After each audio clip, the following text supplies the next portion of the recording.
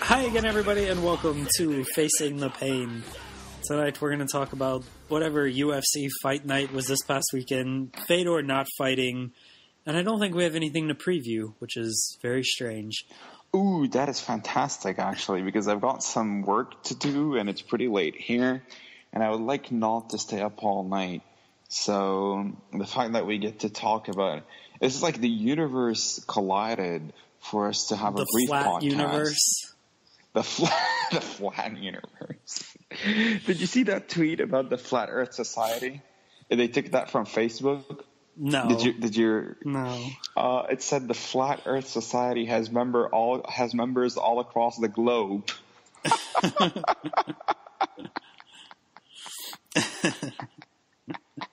That is the most unintentionally hilarious thing I've ever heard. With me, as always, my broadcast partner, Sam Mercady, who's already jumped in ahead of his cue. Sorry, I want to buy me one of those Richard Jefferson t-shirts. Yeah, I was going to bring that up. Flat World Champions. Yeah. Fantastic. That is pretty fantastic. Yeah, so the universe collided for us to have a brief podcast because not only are we not previewing a card, we're not even talking about Fedor fighting because, well, Fedor didn't fight. But we'll still talk about it a bit. Yes. Let's talk about fight night. Derek Lewis beat Travis Brown. Don't care about the fight. What a fantastic promo this man cut after he beat Travis Brown. Dude, that is honestly what I wanted to talk about. You stole my thunder. I legit was going to say, I don't give a fuck about your play-by-play of the fight. I don't care what happened. Let's talk about the post-fight antics. Derek Lewis got hit in the stomach in the first round, and then Travis Brown really should have finished him right there, but he's Travis Brown, and he didn't. And Derek Lewis was asked about how hurt he was. He said he wasn't hurt, he just had to take a shit. Well, he said number 2. Come on. Well, now. Yeah, whatever. He said he knew he was going to come back and win this fight because he's a man, and Travis Brown is not a man. He claims he's a man, but he likes to put his hands on women. And then he said, Ronda Rousey, where your fine ass at? And then he finished by saying he was very tired in this fight because he's had sex all week. Greatest interview in MMA history, probably. I told you Derek Lewis was good. Did you? No, yeah. Remember last week I picked Derek. You said you liked his personality. Yeah, right. That's what I mean. That's what I mean. Yeah, I told you last week that I was. Let's agree, he's not actually good. Yeah, I don't think he's that good either. But I told you, personality-wise, he's good.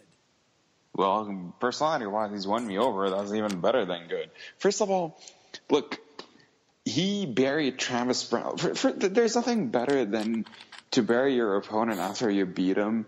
If your opponent really has it coming, like if your opponent is a legitimate piece of trash, which I mean, if the alleged domestic abuse with Travis Brown and his wife, if that is to be believed, then I think it's pretty safe to say Travis Brown is a piece of shit. And if it's not true, then he might still be, honestly, because Travis Brown strikes me as a douchebag, and he's dating Ronda Rousey, and I mean, you gotta be a douche to be able to put up with her, although she's hot. Where's her fine ass? Yeah, where's her fine ass at? That might have been a bit out of line. I mean, but that's why it's so fantastic. Like, he talked about the guy's girlfriend. Sorry, Travis Brown refuses to use the word girlfriend. He's like, she's my girl and I'm her man. He did say that, actually. He said, like, or was it like, no. He refuses the word dating. He's like, no, we're not dating. I'm gonna tell it to the whole wide world. Did he say, I'm your girl? Wait, I fucked up the line. Sorry. Nobody's going to tell the difference. I was Everybody's singing too busy Usher. barfing. I was singing Usher. I know. Okay. As long as you know the song. Everybody was too busy barfing. Anyway, I remember somebody... Oh, we have a trade alert. Oh, okay. The Sixers are trading Ersan Ilyasova. I like him. He's good. To Atlanta for Tiago Splitter and 2 second-round picks. Bring back Ilyasova. That seems like a good deal for Atlanta. Tiago Splitter, I don't even think has played all season. Tiago Splitter, hasn't he been injured and is back for like probably since the Spurs won it in 2014? Yeah, I don't know if he's actually played a game in Atlanta. Because they had to trade him, the Spurs did, to free up the space to sign Aldridge last season. And so Atlanta got him on the cheap. And I really don't remember him ever playing a game for the Hawks. He played 36. He played 36 games for them last year. He is yet to play for them this year. That's a great deal, then. Why would you get a player that's yet to play this season? Because it's the Sixers. They just want to draft picks. Somebody should trade for Ben Simmons. Speaking of players that haven't played a game this season. Would you take a risk if you're like, say, I don't know, say you're the Thunder. Who would you give up for Ben Simmons right now? I'd give up everybody for Ben Simmons. Really? Steven Adams? Would you trade Robert? I'd trade Robertson for Simmons. Is that even a question? Yeah. Well, I'd trade everybody except for the four. I might trade Cantor for Simmons. You would trade Cantor for Simmons? Yeah. Nah, come on. I think Simmons is going to be pretty good. And Cantor's fucking retarded. He's going to injure himself again anyway. I mean, Simmons has just had an injury that put him out for the rest of the season. I mean, granted, it wasn't self-inflicted like that moron Cantor, but still. Dude, did you just seriously ask me if I trade Robertson for Simmons? By the way, I don't watch college basketball, so I've never seen Simmons play. Yet, yeah, I'd take that trade in a heartbeat. Think about it. Simmons was the first pick, right? Yeah. Okay, so he's the first overall pick. You're asking if I trade Allen Robertson for that? Imagine Allen Robertson being a first overall pick. Think about that. Because that's a bunch of teams missed on him. Should have been a first overall pick. What year? Wait, I think the year that Robertson got picked first overall, I'm gonna check, was the same year, 2013. If that's the Anthony Bennett draft, Robertson should have been picked first overall. It was the Anthony Bennett draft. Anthony Bennett's not in the league anymore, okay? So Robertson is at least, he's better than the first overall pick that year. Who was the second overall pick? OKC has him. Who was he? Oh, take a guess. Seriously? Wait. So the second pick in 2013 draft is currently an OKC player? Yeah. Victor Oladipo? Yes. Oh, okay. The third overall pick should have been an OKC this year, but he started playing too well. Third overall pick should have been in OKC, but he started playing too well. That seems a bit vague. Oh, your boy, Otto Porter. Yeah. Oh, okay. I like how she should have been in OKC is just based on your fantasy trades. Like there's no substance to that whatsoever. Steven Adams was the 12th pick in that draft. Giannis was the 15th pick. What? Yeah, Giannis really slipped down some boards, and obviously Milwaukee lucked out on that one. So imagine if Sam Presti had done that instead of Steven Adams.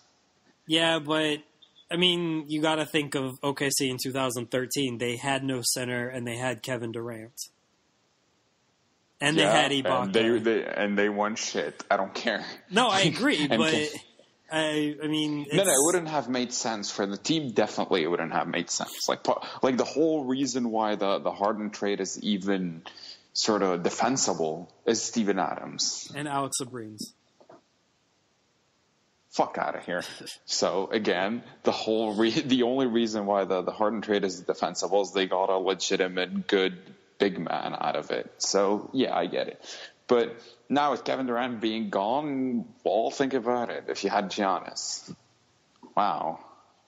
Did you see that highlight video in the spirit of facing the pain and Mike Goldberg? Did you see that highlight video of Marv Albert struggling to pronounce Giannis's full name?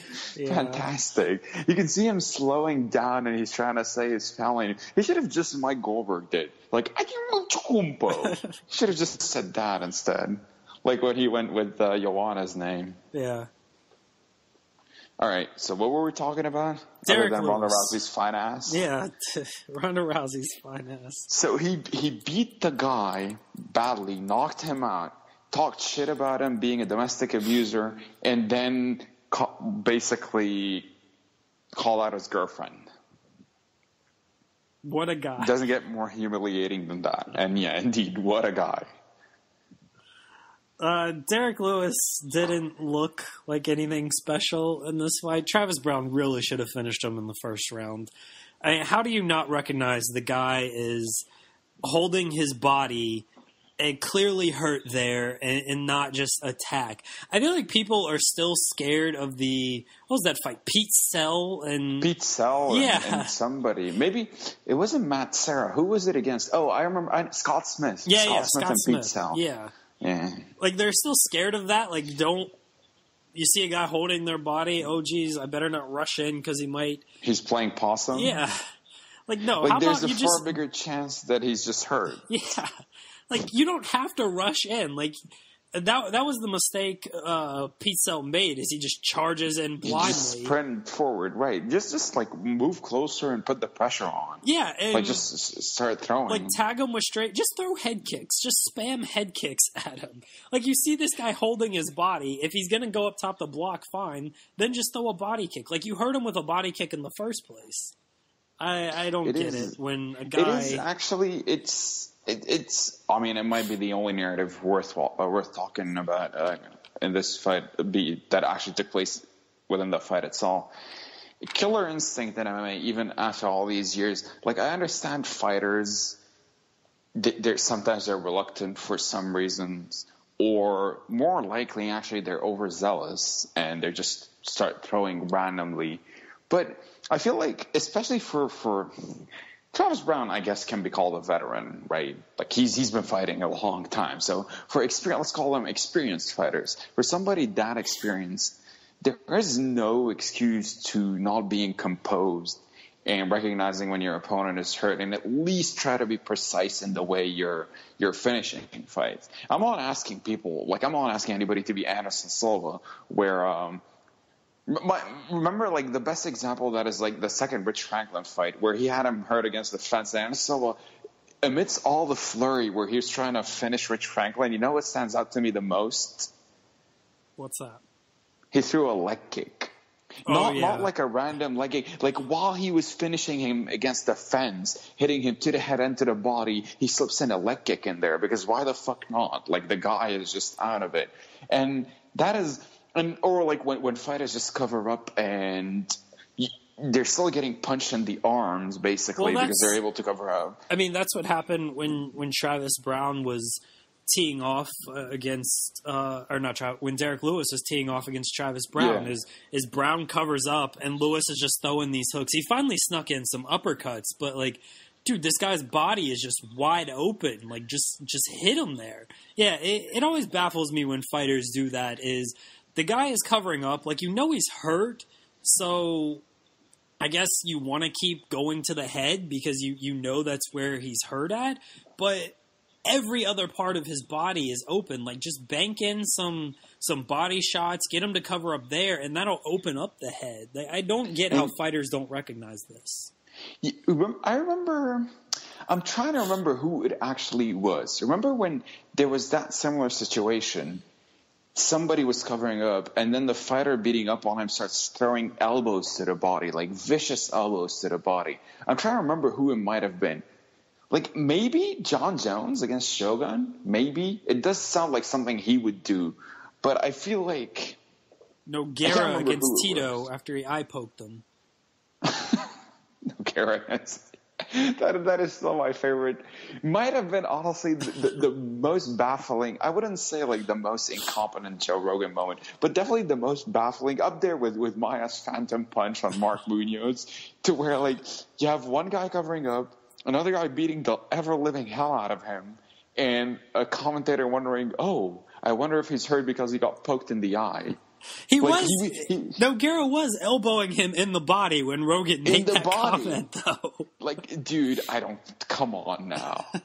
Maybe Nogueira elbowing in, is that the fight I'm thinking of? Nogueira and Tito? That's the only fight that, like, comes to mind of a guy, like, elbowing another opponent, or his opponent in the body while he's just clearly covering up. But that was on the ground. But how effective is that? Think about it. That is the most effective. That's even worse than getting punched in the body. Imagine, like, your opponent's whole body is exposed, and you get to basically go to town. Yes, I'm phrasing this awkwardly on purpose. No, seriously, you get to do whatever. No, now I'm just feeling self-conscious about this. You get to elbow him in the ribs at your own sort of, like, there's nothing stopping you. Like, you just do it freely, and there's no risk. You know what I mean? Like, it's not, like, especially when your opponent's already down. Like, he's not going to catch you in some triangle or whatever.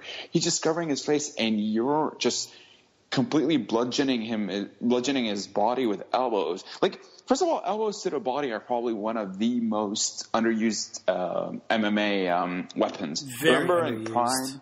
Like, in Pride, elbows to the head were illegal. But remember Rampage and Liddell in their first fight when Chuck didn't stick to the game plan? Yeah. And Rampage, that fight was just Quentin Jackson taking down Liddell and just completely clobbering him with elbows to the body. Think about it. Because of the sort of shorter nature of MMA fights compared to boxing, just in terms of duration, it is hard to really put together a long-term strategy that is just completely focused on just gradually and meticulously breaking your opponent down with shots to the body so that you get to open him up late. Most fights are 15 minutes. Typically within 15 minutes, it's really hard to put that sort of damaging body work, which is why you see leg kicks are more effective, because all it takes is 4. No, but seriously, but leg kicks kind of take their toll quicker. So you can see fighters sometimes, fighters that don't check leg kicks well, or, if you're fighting Aldo in his prime or whatever, and they're able to just chomp you down within like 4, 5, 6, 7 minutes. Or it's 3 hard leg in MMA. kicks. Well, if it's 3 leg kicks, then it depends at no. If you're fighting Aldo in his prime, he's able to chop you down in 3 leg kicks. Wasn't it 4? Oh, is it 4? Yeah, it was 4, and I made sorry. that joke initially. That's why I thought it was weird that you said 3 leg kicks. I already made the 4 leg kick jokes. It's all right. So anyway, going to the body is more difficult on the stand up. Unless you're like Crow Cop in his prime, where he's just throwing that body kick, setting up the head kick. So at some point, you're terrified, and you're gonna, like, him knocking out Vanderlei Silva is still very memorable, because you can see Vanderlei Silva really betraying all the UFC Undisputed rules, even though that game was not out yet. And he blocked to the body, and the kick was thrown to the head, and he got knocked out, which is probably why he avoided fighting him again. So elbows to the body, if you get to take your opponent down, not even if you have him hurt, just take him down. Elbows to the body are by far one of MMA's most underrated weapons. And if you got an opponent down, honestly, this would be my first instinct. Especially if it's not like, okay, I understand if he's like completely wobbled, I don't know, like say a scenario, just randomly throwing a fight, Lyoto Machida against Rashad Evans, where like, okay, Rashad is wobbled almost out on his feet. Yeah, you want to go to the head and just end his night. But if he's hurt, but you're not actually going to knock him out. He's just trying to cover, and at best you're getting a TKO, then get a TKO by going to the body. George St. Pierre, I mean, I still think it was a fast stoppage, even though nobody talks about it. But George St. Pierre against Matt Serra in their second fight, where St. Pierre just and he didn't even have him hurt on the feet first or anything. He just had taken him down, and instead of taking the back, he was like, all right, I'll just knee him in the body a lot. And yeah, that's like, one of my favorite suck. finishes, because just St. Pierre kneeing the shit out of Matt Serra in the body, because it is really like underutilized. It's just anything to the body, really, whether it's elbows, punches, knees. Like, you don't see enough guys go to the body when they have advantageous positions. Think about it. Okay, I'm not a fighter, so I haven't made the walk, but like in that scenario, and take the St. Pierre Serra scenario, wouldn't you probably rather get punched in the face in that scenario? Because I'm pretty sure like a full strength knee to the body, full power knee to the body rather, hurts more. Especially with the way St. Pierre was able to wind up. Yeah, he was leaping those into knees. Those things.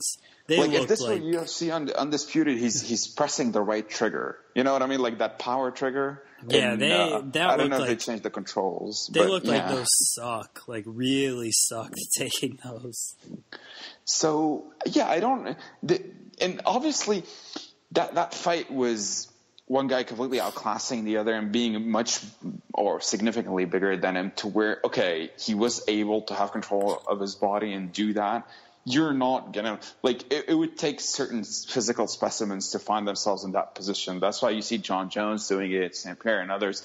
But I mean, in hundreds and hundreds of MMA fights yearly, you wouldn't have me believe that fighters want to do it, they just don't get the opportunity. Like, I'm not buying that for a second.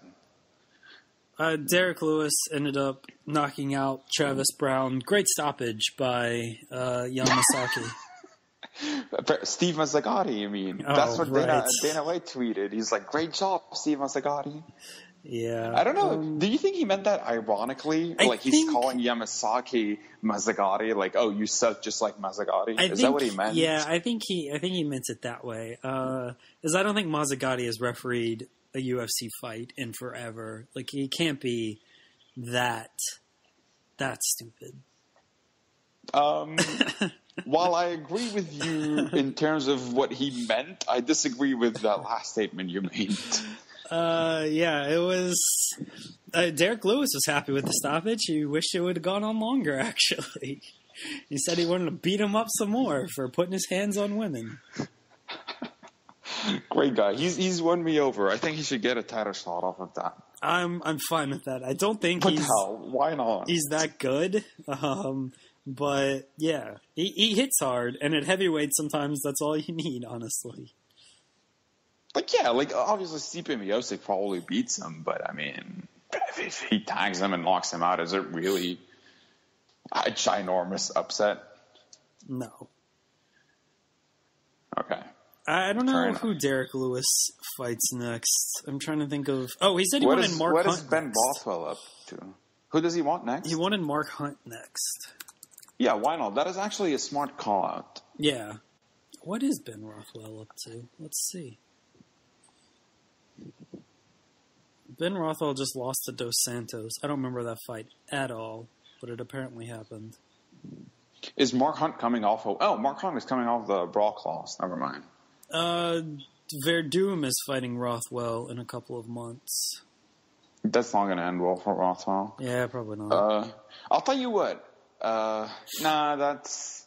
I was going to say give Derek Lewis to Cain Velasquez when he comes back, but first of all, Cain Velasquez is never coming back because, just pull out of the fight with another injury. That would feel a bit beneath Cain Velasquez. Although his last fight was knocking out Travis Brown, so, I guess it's only fair that he fights the guy that also knocked out Travis Brown. I think that would be a brutal fight for Lewis. I like the what was your? I like the Mark Rothwell. Hunt fight. Yeah, Rothwell's fine. Either Rothwell or Hunt. I think both are fine. I don't know if Mark Hunt's gonna fight again. Is the only thing. He's gonna fight the UFC in court, just like Donald Trump.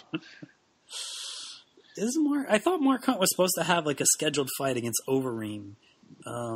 Yeah, he is actually. Well, there you go. When is that? That's a decent fight. When is that? March 4th. Not this weekend, but the next. Oh, it's close. Yeah. Hey, give Derek Lewis the winner of that fight. Yeah, so it's pretty feasible. I think Asar Overeem completely obliterates him. Although it wouldn't shock me if Overeem has him hurt and Derek Lewis, It wouldn't shock me if Lewis just comes out and like punches him in the head really hard and Overeem falls. I think nothing that happens, almost literally nothing that happens at heavyweight would shock me. I'm not even exaggerating when I say that. It's almost like women's, is you just flip a coin flips. Yeah. Right, yeah. Especially these like, I don't even want to say mid-level heavyweights because they're all like top 10 guys, but mid-level heavyweights. That is actually a very good point. Like Mark Hunt is a mid-level heavyweight, right? Yeah. But he's a top 10 guy. Like, all these guys are top 10 guys. Ben Rothwell is a top 10 guy. Travis Brown is a top 10 guy. None of these guys are actually top fighters, like elite. They're not. I wouldn't even say any of them is close to being elite.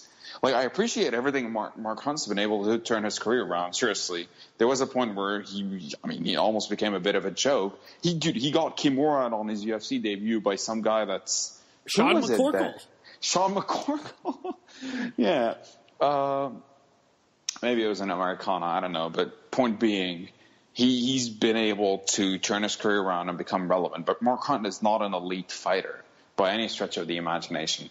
The problem is when you look at a heavyweight, like, all except for Miocic, Cain Velasquez, if he ever fights. I don't know if Dos Santos is still any good, but sure, Dos Santos, Overeem, maybe. And then, like, everything other than that, it's just a bunch of guys. Yet you make them fight each other, and I don't know. I guess, who knows? Is Bigfoot still a thing? No, I think he got released because I remember people on Twitter talking about him in a different organization. Yeah, he fought in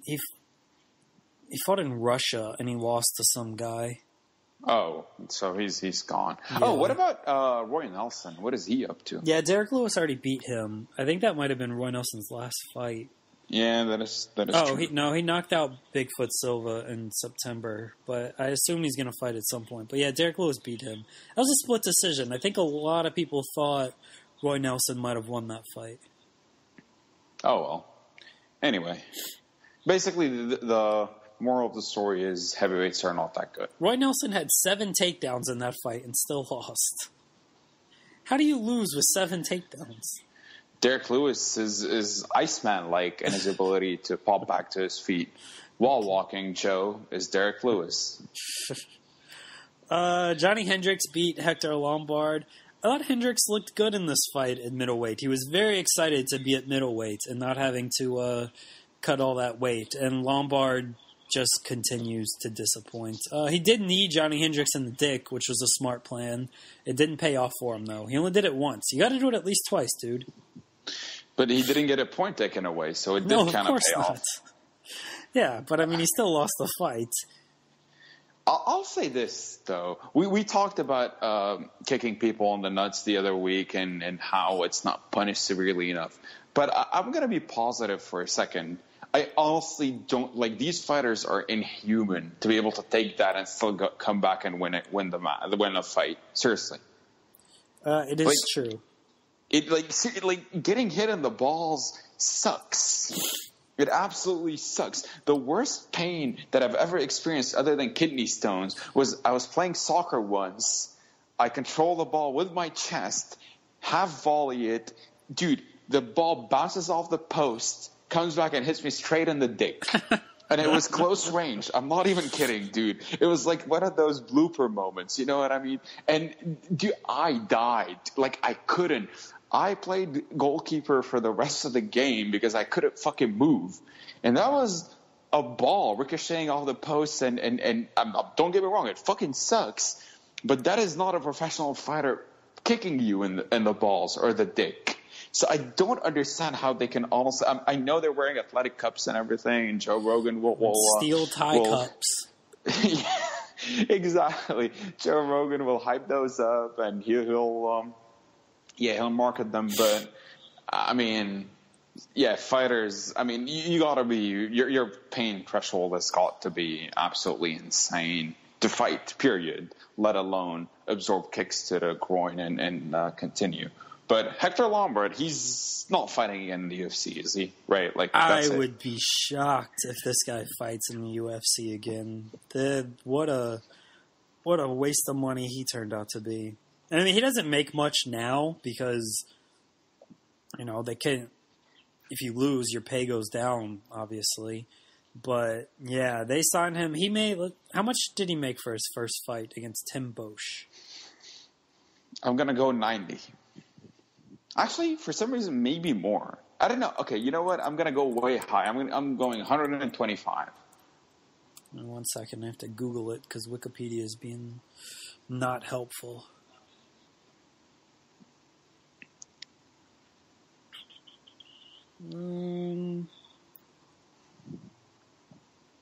It's not even going to tell me what the payouts were.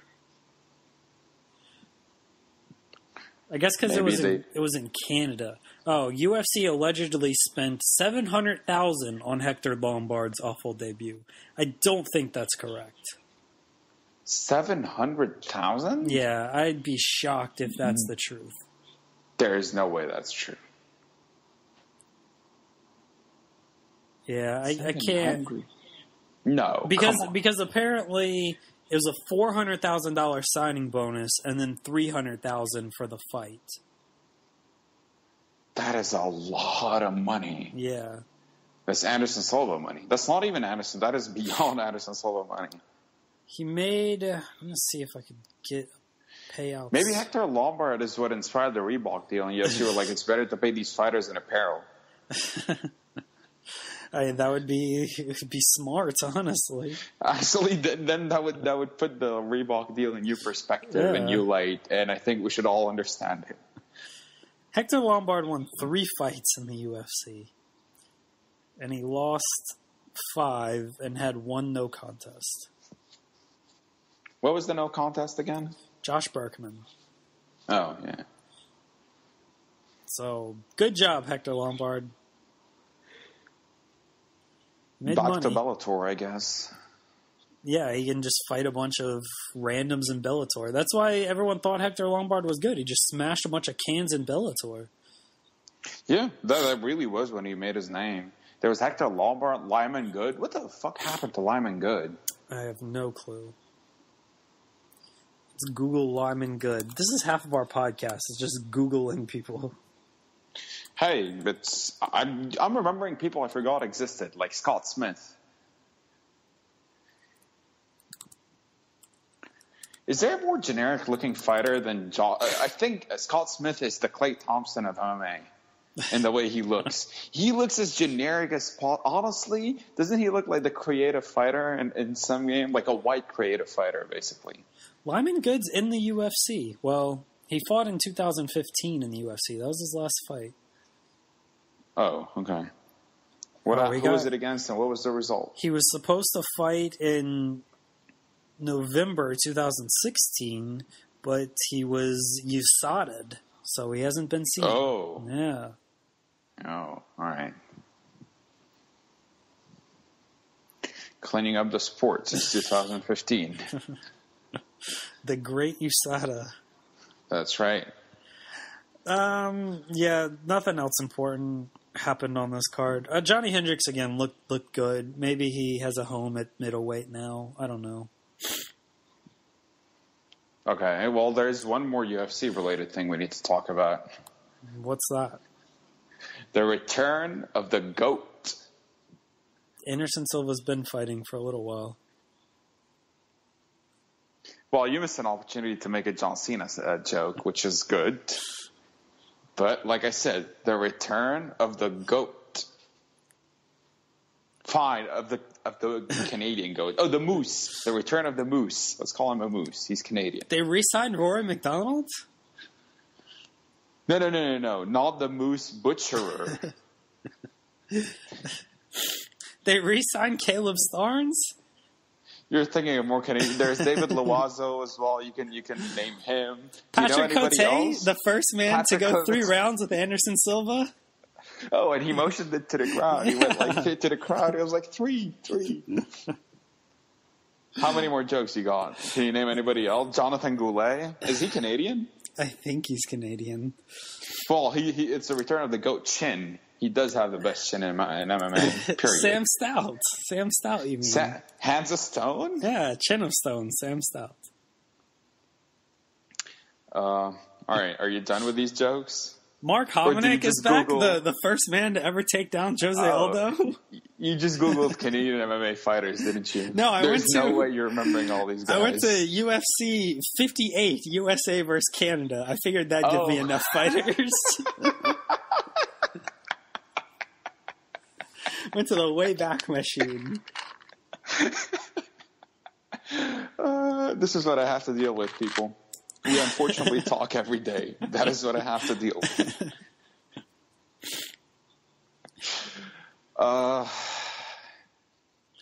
The lineal TKO champion is back. I've never heard of that promotion. What is a TKO? Oh, you really haven't heard of TKO? Mark Marrow? Fuck off. Have you really never heard of TKO? I know it's some fucking Canadian promotion. Yeah. That's all I know. I don't know what it actually stands for. I'm probably not technical knockout. I don't know. But yeah. George St. Pierre re-signed, unfortunately. Is it official? Has he re-signed officially? I believe so. I don't think it's official yet, but I mean, it's probably official. It's very disappointing. And that is very honestly. It is... Well, talk about it. I don't care. Until a fight's announced, I don't really... It's whatever to me. Look, I wouldn't say I don't care. I'm going to take a nap while you discuss this. Oh, shut up. No. Don't be a dick. Look, the thing is, I mean, obviously, George St. Pierre is my favorite fighter. And him going out on top, I think I've mentioned this before, so I don't want to repeat myself, but him going on top was one of the rarities in combat sport, definitely in MMA. And it was a great moment, not for Dana White, but for him, for his career, to be able... You go to George St. Pierre's Wikipedia page now and you look at his last fights, just last dozen fights, I must say. Well, he might have not won 12 fights since the Matt Serra loss, I don't know. But there's at least 10. I would actually say he probably did win 12. You can Google that, but you don't care. I will count. Keep talking. I could have counted myself, but yeah. And it's all green on his Wikipedia page because it's win after win after win after win over 12. Quality opponent. Oh, so I got the number exactly right. It's one quality opponent and Dan Hardy. I was going to say Dan Hardy. Damn it. Dan Hardy really ruins things. And he beat them all. For the most part, made it look super easy. The problem with him coming back is not just the potential of him, like, oh, maybe he'll lose a couple of fights and now, like, oh, he didn't walk out as the champion. I would say it would tarnish his legacy only in the sense that he didn't go out on top the way he did now. That's the only part. It's not going to make him any less good compared to how he was in his prime. The same way, we still look at Anderson Silva as the GOAT. But the problem with him coming back is not only have you been out for almost 4 years by the time you end up fighting, you had an ACL injury. Was it an ACL injury? Some sort of knee injury in 2011. Yeah, it was ACL. Okay. So he had an ACL injury in 2011, and he clearly hasn't been the same since. There was a staggering stat that George St. Pierre absorbed more punches since that ACL injury, and he only fought like Condit, Diaz, and Hendricks. Am I missing one somewhere? No, it's those three. Okay. So in 3 fights than he did in his entire title reign prior to that. Think about how insane that is. And to make matters worse, I actually just randomly remembered that in 2000, either 14 or 15, St. Pierre tore his other ACL in training. 2014. Even though he... How do you know that? I'm on his Wikipedia page. Oh, okay. So in 2014, I appreciate you bringing out the facts, as always, Jeremy. Since in 2014, he tore his other ACL, okay, despite not being an active fighter and all. And yes, I don't doubt that St. Pierre stayed in shape, that he was training regularly. He always was, and he did say that. Like sometimes you would follow his Twitter account or whoever was using it, and you see that Georges St. Pierre went to France to train with some kickboxer or whatever, even though he's not an active fighter or anything. He just does it because he's a gym freak. The problem is, you're 34, 35 now. 35. You haven't fought. 35. You haven't fought in 4 years. You weren't the same athletic specimen you once were when you still fought, let alone 4 years later. And you had an ACL surgery on both knees. And, I mean, so in what world is that a good idea? Now, on the other hand, the reason I wouldn't say I don't care, I mean, I do care because I don't want him to fight, but the reason I still wouldn't be indifferent about it is, whether we want to admit it or not, and I really, really feel like Georges St. Pierre should not be fighting, that's for sure. He talked about, he didn't seem right in his last few interviews before he retired. Aliens abducted him. Aliens abducting him, stuff like that is serious stuff. Especially like just today we heard unfortunate news. Did you read about the Terry Adam news? I saw something happened with Terry Adam, but I didn't see the full news. Apparently he ran out of a car. His friends tried to hold him back, but he broke free, ran out of a car straight into traffic on purpose, and 4 different cars hit him, and he's in serious condition. Jesus. Yep. And I don't want to say that is due to – there is no way to tell that, look, brain trauma, look at what it did to him and what he's doing now. There is no way to tell. But – and it's a huge reach to link that to St. Pierre. I'm not in any way implying St. Pierre will have a Terry Adam or worse Chris Benoit moment or something like that. But the thing is, these guys are getting hit in the head a lot, and – I think we take it for granted, they're fighters, whatever. But these things, they affect fighters. And MMA hasn't been around long enough for us to really see the effects the way in boxing, the way you do in boxing, where you see the speech, their inability to talk properly. You see the damage years of boxing have done to these fighters. MMA is still a fairly new sport, so you're not going to see these effects now because even the MMA legend, some of them are still active. Dan Henderson still fights. He fought in 1997. So, it's hard to see these effects yet. But Chuck Liddell actually is look, hear Chuck Liddell talk now and then watch some of his interviews from 2004 or something. Granted, Chuck has a lot of partying. What's that? He never talked well. I agree. That is actually a very good point. But you could still tell there is a difference. And part of it is the fighting mileage. Part of it is the partying mileage. I'm not denying that. Cocaine catches up to you. Yes, exactly. Well, it was NyQuil. What are you talking about? But Chuck Liddell's done a lot of fucking, too. Let's not... that does a number on the brain as well. He's done a lot of what? Done a lot of fucking, yeah. Does that do a number on the brain? Okay, sure. If you're doing it right. For the other person, the idea is you fuck somebody's brains out. You don't fuck your own brains out. Well, Chuck's banging porn stars and stuff, so... Yeah, good point. Good point. Anyway, I don't know how we drifted to that. There were references of Terry Adam, Chris Benoit, and Chuck Liddell fucking porn stars. Well, remember when we were going to do a porn podcast? Oh, that was the best.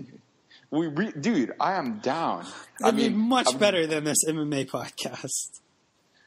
Yep. Share the name with the world, please. Just the tip. Just the tip. We're going to review porn, but then Jeremy bitched out and never actually followed through with it. My offer is still on the table. Well, put something else on Anyway. the table, and we'll talk about it. I don't even know how to take that bit, so I'll just ignore it.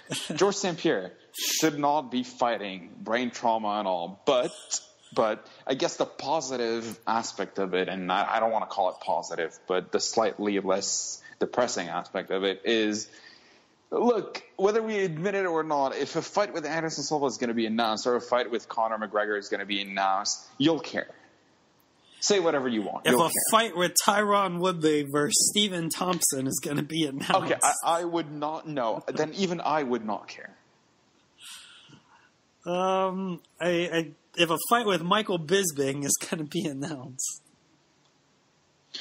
Then I'd care because fuck Michael Bisping, but, you know. until Michael Bisping beats him. With Michael Bisping, he'd be the GOAT if he has wins over Silva and St. Pierre. Yeah, like imagine Michael Bisping fluking out wins later in his career over washed up like Dan Henderson. Actually, fuck Dan Henderson. No, He Dan doesn't belong Henderson in that doesn't same count breath. on there. Yeah, Just Silva and but St. Pierre, like, just that's all you Silva and need. St. Pierre. Seriously, that is all you need. You would beat It's like legitimately when the two he- greatest fighters of all time. He will be Chris Jericho, like when he beat The Rock and Austin on the same night and wouldn't shut up about it for the rest of his career. I want this to happen now because Chris Jericho is great. Chris Jericho is great. Michael Bisping isn't. I'm a fan of Michael Bisping for some reason. All of a sudden, Are you? I don't know. I wanted him to beat Dan Henderson just because. Yeah, me too. I remember I rooted for Michael Bisping because I don't know. I can't stand Dan Henderson. I rooted for both guys.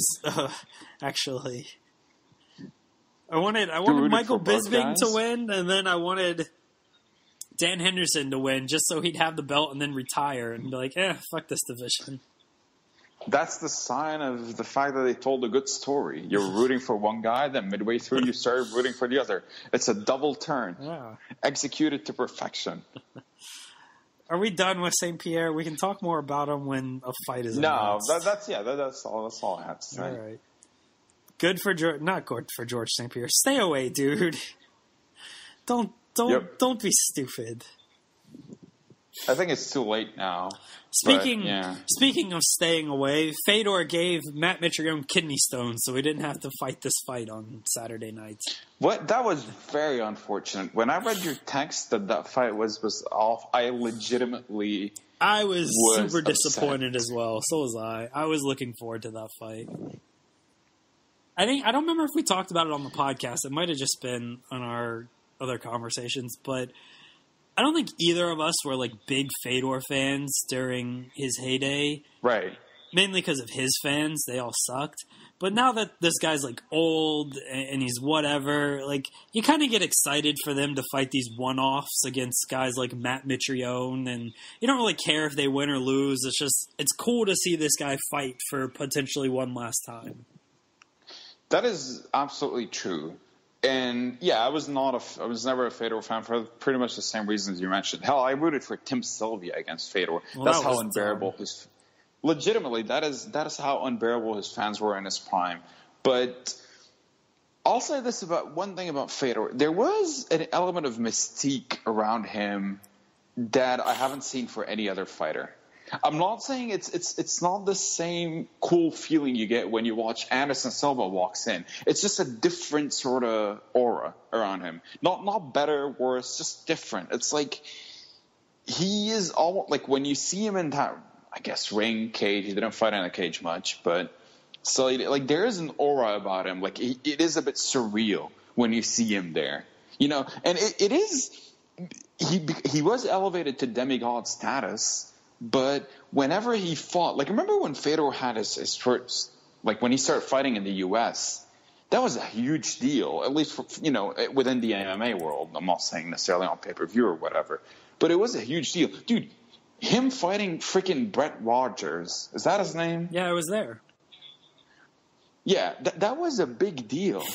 Like, there was such mystique around Fedor that Brett Rogers throwing a jab and bloodying Fedor's nose was I like, remember, oh my God. Like, I mean, again, I was there for that one, and on press row, just talking to some of the guys, like after the first round, I think people gave that round to Brett Rogers, actually, because he did bloody up I'm Fedor. not buying that, by the way. I don't remember the fight, but I never thought that was... I remember thinking that this is a bit absurd. But Yeah. Well, again, people on press row were like, they were just in awe over Brett Rogers that he could do this to Fedor, and like they just couldn't believe what was going on. And I was just like, I mean, I guess, but I still think Fedor is going to knock him out.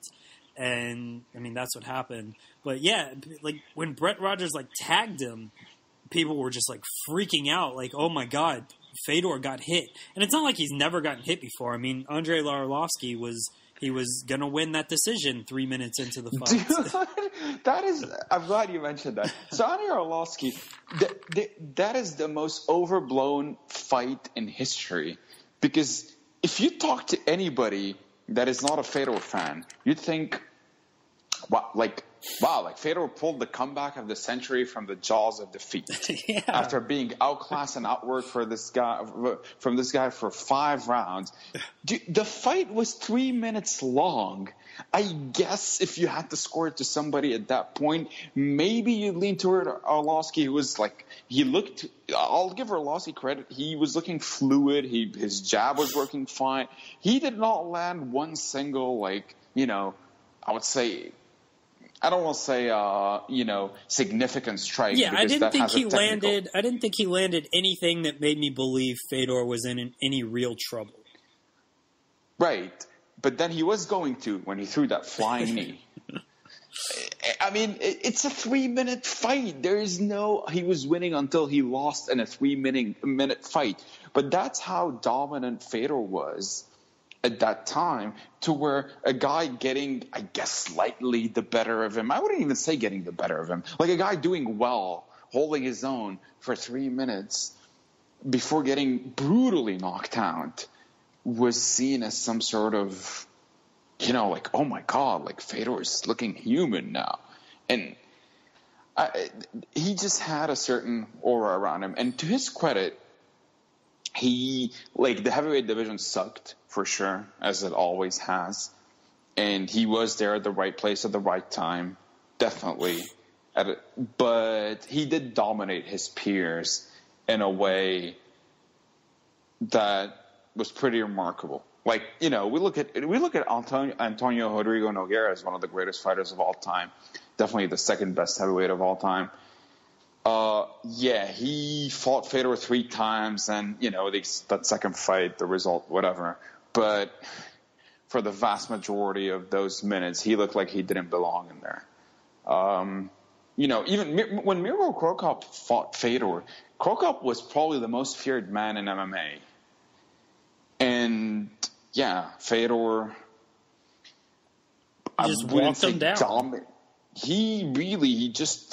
That was Fedor in his prime. It's easier to reflect now once all the hooplas sort of relaxed a bit, the hype around him, the excessive hype, I mean, the sort of like the hyperbole from his fans, like when all of that has disappeared, you just look back and go like, this guy was legitimately very, very, very good. And it would have been cool to see him fight. I'm still hoping we get to see it in Bellator, but it would be cool to see him fight again just one more time. I'm not being a hypocrite because I just said St. Pierre, should not be fighting, whatever. I don't think Fedor necessarily should be fighting either, but A, I have less emotional attachment to Fedor, and B, he's done those fights, those one-offs, and he's probably fighting Matt Mitrione. I mean, there's still a very good chance that Matt Mitrione catches him and bludgeons him, don't get me wrong, but it's still cool to see them fight, as you said, to see them fight like these one-offs. And I'm still a bit bugged out about that fight not happening. Here's some trivia for you. Who was the lineal WAMA heavyweight champion? Wow, there is no way I'm getting that. There is no way. WAMA, is that That was the belt that Fedor was wearing in Affliction, right? He wore it for Affliction, and then they went out of business and whatever. Okay, so let's see. Well, wait. So Fedor. Oh, okay, go ahead. Fedor was the first WAMA champ. Is that correct? Because I want to know where to begin, right? Well, I want to tell this story right fast because it doesn't really give anything away. So WAMA was. I did an interview with the guy who headed up WAMA, and I just at the time I was like, this idea is fucking stupid. And I talked to the guy, and he's selling me on we want to bring all the organizations together from all the minor organizations. We want to bring the UFC in and recognize one world champion. And I was like, okay, but you realize the UFC isn't going to do this. And he's just like, yeah, we understand that right now, but we're hoping they're going to come around. And once they see how big this thing is going to get, we're hoping to partner with them. I was like, all right, whatever, dude. So they tie themselves to Affliction, and Affliction goes under. I remember sitting there for Fedor and Rogers, and before the event starts, an hour before the main card starts, we get this press release. Fedor versus Brett Rogers now for the WAMA Heavyweight Championship. Oh, I remember that, actually. And I was just really remember that. What the fuck? These guys are back?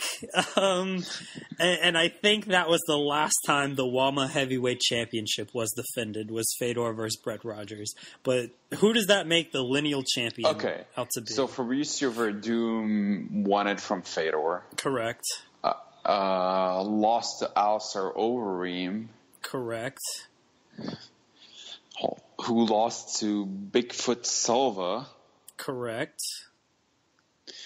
Wow, now thinking, who did Bigfoot lose to? That was 2013. Who did Bigfoot fight after? Oh, Cain Velasquez. Correct. Fabricio Verdum. Stipe Miocic, the UFC heavyweight champion. There you go. Was right all along. They did manage to unify the titles. You're just sitting there making fun of the guy. I guess you're right. WAMA is the real heavyweight title. I'm amazed I was able to put I'm the links amazed together, you could put all that together too. All right. This has been a revelation, though. WAMA came full circle. Anything else you want to discuss? No event this weekend, amazingly. At least no UFC event. There might be. I'm sure there's a Bellator event. But if it's not Fedor, let's see who's fighting on Bellator. All right. Oh, Josh Thompson did lose to the Pitbull brother, and he got knocked out. It was a pretty good fight. And I heard Josh Koscheck got brutally knocked out. Yeah, Josh Koscheck needs to go away. Yeah. That's a... I don't know if it's a sad story. I don't know any Josh Koscheck fans. But, yeah, that's... it was bad. He hasn't looked good. He probably should have retired when Matt Hughes tagged him in the face a few times. That I'm willing to blow out of proportion. Yeah. He got hit in the eye in this fight. He actually got hit with an uppercut on the chin, and he grabbed his eye. That's a Koscheck trademark. Yeah, I was I don't know if he's trying to feign that he got poked in the eye. He really has not been the same fighter since St. Pierre jabbed him up, though. That. Yeah, that fight wrecked his career. Yeah. That fight really, at this point, it's more due to him being old and stuff. I mean, Josh Koscheck's pretty old, right? He has to be 37. Yeah. Yeah. So he's used to be a great athlete. Oh, so he's even older than I thought.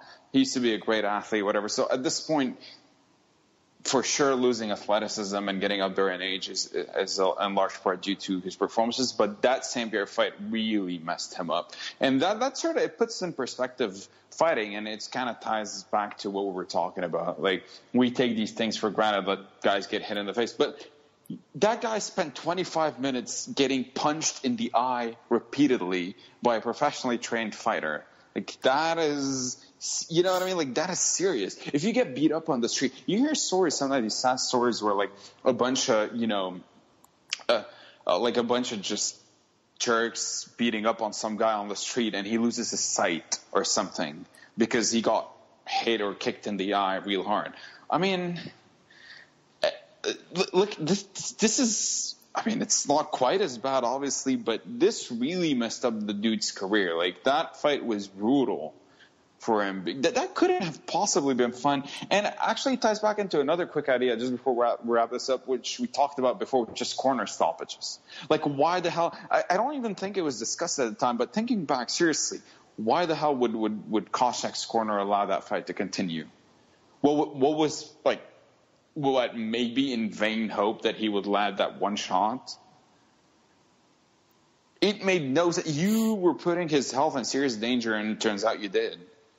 Yeah, corners are dumb. That's why when you brought up the Chuck and Rampage fight, you have to give Hackleman some credit for throwing in the towel on that fight. Yeah, I agree. Because I actually forgot that that's what happened. For some reason, I was under the impression it was a TKO, but yeah, I remember that. I mean, it was a TKO, but it was because of the corner. Yeah, stoppage. you get what I thought. It was like a referee stoppage. Right, yeah. right. I mean, it was pretty obvious Chuck wasn't coming back in that fight, and Hackleman's talked about it, plenty of times. Is that he not only was out there trying to like protect his fighter's health, like Hackleman and Chuck are obviously really good friends, so he just basically said, I was trying to protect my friend's health as well, and maybe more corners should have maybe more fighters should have friends in their corner.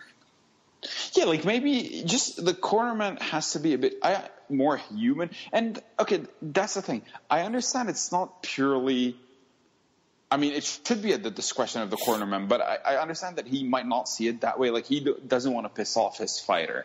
A lot of fighters – and I'll just give Koscheck credit for still going out there for that fight. Like, like it was – like I said, like it probably sucks to get punched in the face that much, but he was still – he put on a brave effort, I guess. But he tried. He tried, exactly. But the problem is, and also, honestly, I'll forever give Koscheck credit for being able to defend takedowns 23 minutes into the fight after you got hit in the eye, like, at least 50 times. Seriously. He was still defending takedowns well.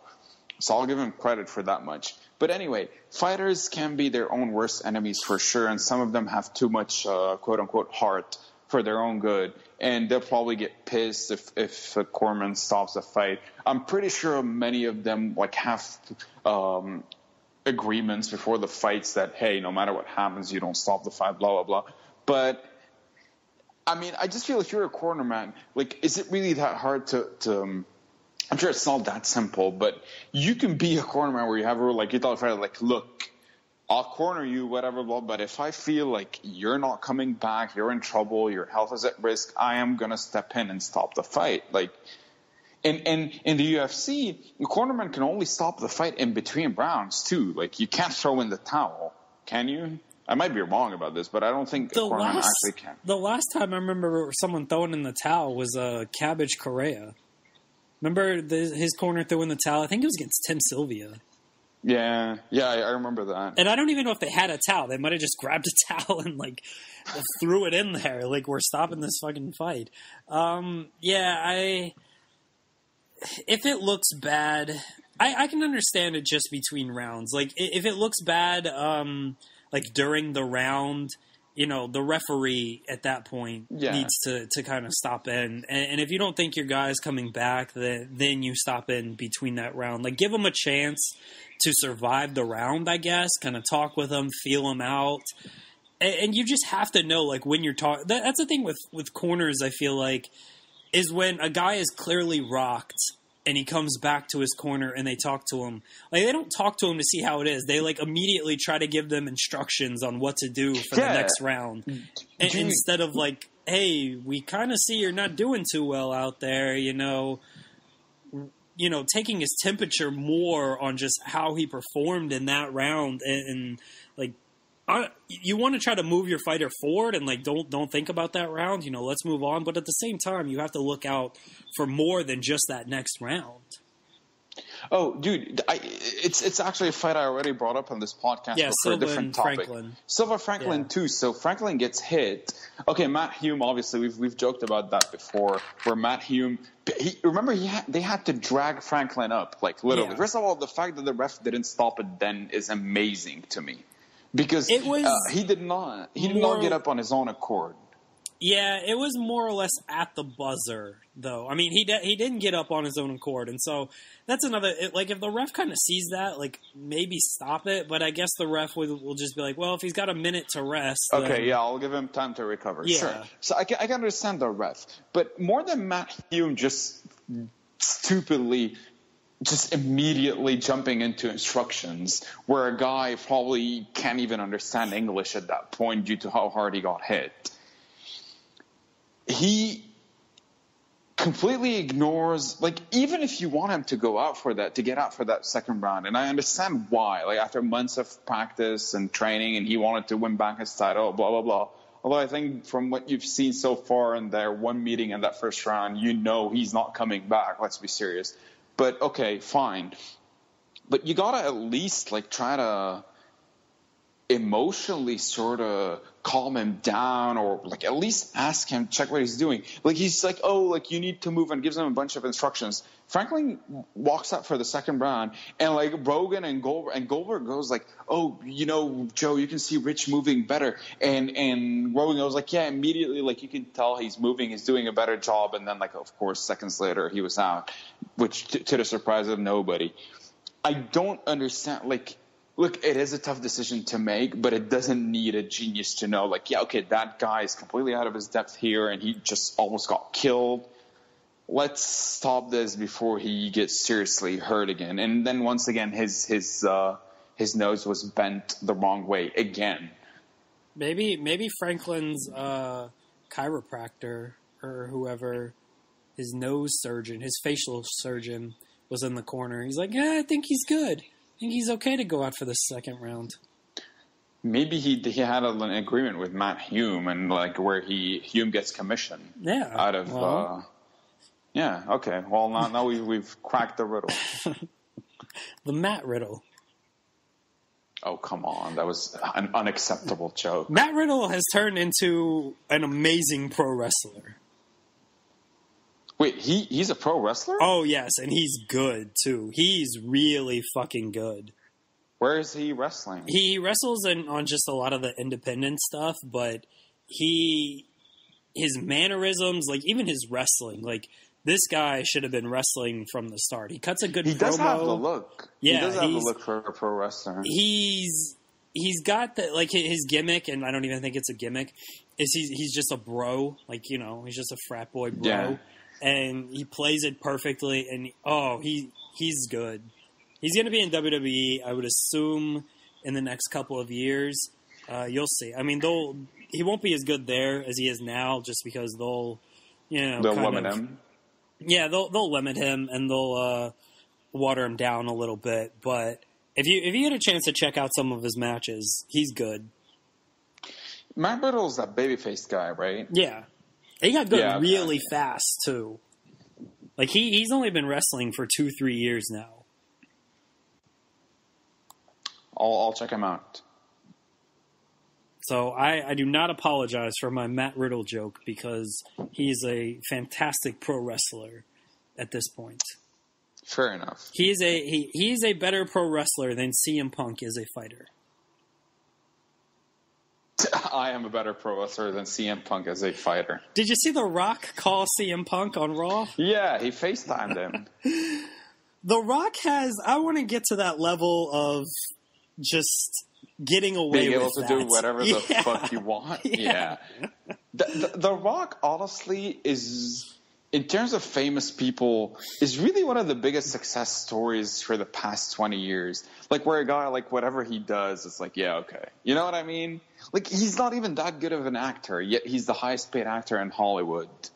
You know, in pro wrestling, obviously he used to be fantastic, but, you know, since then his newer stuff, I'm talking just about his promo work, forget the wrestling part, is whatever. And yet he's still not only super over, but like wherever he goes, he calls out Vin Diesel on social media, which I still think something is iffy there. Like, I'm not fully buying that story still, but whatever.